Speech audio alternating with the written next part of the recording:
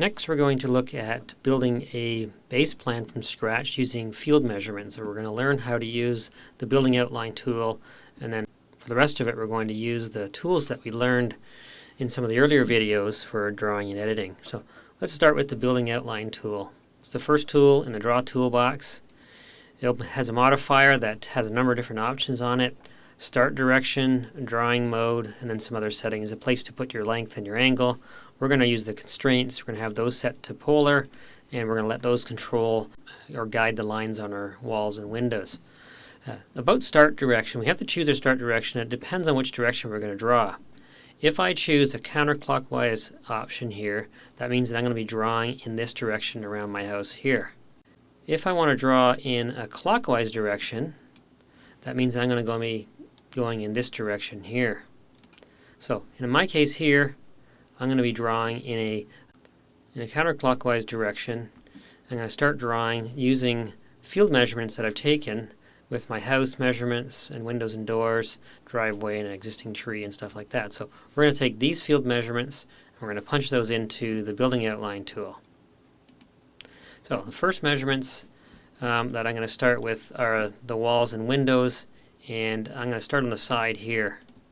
I'm going to start drawing down just a freehand. I'm not going to type in a length yet because this wall doesn't really matter. And then I'm going to start punching in numbers. So my first wall segment is 4 feet. Second one is a 7-foot window. I'm going to turn the window mode on. It just leaves the window unfilled instead of a solid wall. And then 4 feet. It automatically jumps back to wall for you. 4 feet from my porch. 1.5 feet to my door. Click on the door mode. 3-foot door. 1.5 feet again. 4 feet down to the end of my porch, and then 10 feet down. And then I'm going to stop right here. I'm not going to go any further. I could go all the way around. But you notice before I finish, you'll notice that these corners of the walls are left wide open, and those will get closed up automatically as soon as I right click. So as soon as I right click, those lines get automatically closed. Now I should have finished drawing my line here. I didn't left click. You're supposed to left click at the very last line segment and then right click to finish it. So you want to this is just a series of left clicks. Now, in order for me to join myself to this line here, you notice that when I zoom in, there's two lines that are drawn here, a magenta one and this cream colored one. The cream colored one actually it's on the base layer. The magenta one is on the building layer, and it draws two lines when it draws. And the main reason for that is if you were to draw in the building layer, and I'm just going to use the building layer for a minute. If I were to draw in the building layer a line like this, and then join a line to the end of it, you notice that when I click on the end of the line and join that line, I'll do one at either end, that it actually joins itself to the middle of the line here, and the width of the line will extend past the end of this line here that I first drew. If I were to print this out and measure it after I printed it, it'll add additional, this is a 6-inch wide line. It'll add 3 inches here and 3 inches there. So what we've done with the building outline tool is we created it so that it would draw two lines at one time, the building line and then another line on the inside or outside. It's on the base layer. That line is where the measurements get inserted on, meaning that outside line is going to be exactly whatever measurements we've put in, where the inside line, the building line, is going to be inside that, so you don't get this effect here. So in order to join these two lines together, another building line to this one here, I'm going in the same direction, I need to join it to the outside line, the end of this line, not the end of this line. So I got to grab the end of this line here and draw it across, and there you go. You'll see that this line is now closed at the corner. I've got a continuous line along the outside here and on the outside there that represents the actual measurements of my house. Now, you notice that the windows and doors look exactly the same. The building outline tool has settings for that you can change. For example, if I open up the settings here, I'll see that the default layers that the lines go on, the building layer and the base layer, are the two default lines. You can change it if you wish, but that's the default. And it will stay if you change it. Those are system settings, so if you change it here, it'll get changed no matter what drawing you're in. I can change my windows and doors to be filled or unfilled, and I can also change the line weight. I like to change the line weight of my window down to 2.5 and my door down basically to 0 line weight. And I'll show you what it does. So if I start drawing now, draw my wall segment, then a window, and then another wall segment, and then a door, you'll see that I have a line that's a little bit thinner for my windows and a really thin line for my doors, so I can identify the difference between them. So now I'm going to erase that.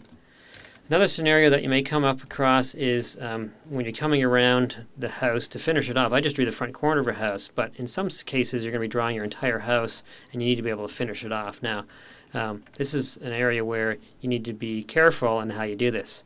And I'll just draw a really quick shape here along the outside of a house, I guess, and show you the best way to do that. When I come around to the last point here, I should not be joining myself using inference to the outside of that corner of the house there. The main reason is, you see what happens is it draws that line and connects it to the very end, but it doesn't mean that that line is parallel to this line here, because these two distances are not exactly the same. And that's what's going to happen most of the time when you come around from the start of the house all the way around to the very last line that you draw. So, and the rule here is that inference will always override constraints. Even though my constraints are turned on, I told it to snap to the end and it did. So the proper way to do that would be to draw your house outline like this, like that, and then when I come around the back side here, what I'm going to do is I'm going to stop short of the end of my house there and then right click. Then I'm going to zoom in and I'm going to draw another line off the end here that goes past the end of my house here, and then I'm going to trim those ones back using my trim tools. I can use this trim tool here to trim these two together, and then if I hit refresh, you'll see that these two lines are still there. I can trim those two together. Now in order to clean that up there, I can join these two lines together and it will close that corner. So now I've got a completely enclosed house that's still square, and I can continue drawing my base plan from. So that's how you draw closed house outlines. From here, I'm going to go back to my site measurements. I've got a property line that's 4 feet away, a driveway that's 25 feet long. I've also got a tree in here that I'm going to triangulate, and a sidewalk. So I've got 25, 4, and 5, and then 4 feet for my sidewalk, and I also got a porch. So let's draw those first. I'm going to start with my porch. I'm going to use the porch step layer for that, draw a line across. I'm going to zoom in a little bit, draw from here to here, right click. Then I'm going to draw my property or my driveway at 25 feet long down off the corner, and that's going to drop down to there. And then to draw my property line, I need to draw a line that's 4 feet away from the edge of the house. So I'm going to start by drawing with my property layer a line that's 4 feet. I'm going to grab the end of the house here, draw a line across there, and then I'm going to draw another line. I'll click on the arrow here to clear the measurements and draw this all the way down to here. At this point here, I'm going to pick up my drawing and move it up a little bit further on my drawing page. That's what's nice about using CAD, is that you don't have to worry about where you've started drawing. You can always move it around. This line here is temporary. I'm going to remove it. Then I'm going to draw my sidewalk, go back to my driveway and road, draw this line across here. Now I'm going to use my trim tool, the one that allows me to extend lines, to extend this line up to sort of parallel with the house there. Shorten that one a little bit there. I'm going to trim this one back to that intersection there. Then I can offset the sidewalk, the width of the sidewalk, and then the boulevard. So I got a 4-foot sidewalk, turn copy on, and then a 5-foot boulevard. So there's my base plan, pretty much complete except for that existing tree that's in the front yard. I'm going to go back to that site sketch. It's 29 feet from this corner, 26 foot 6 from that corner there. I'm going to use triangulation, and with that I'm going to use the circle tool. So I have a 29-foot radius from this corner here and a 26.5-foot radius from that corner there. That gives me an intersection point here where I can place my tree.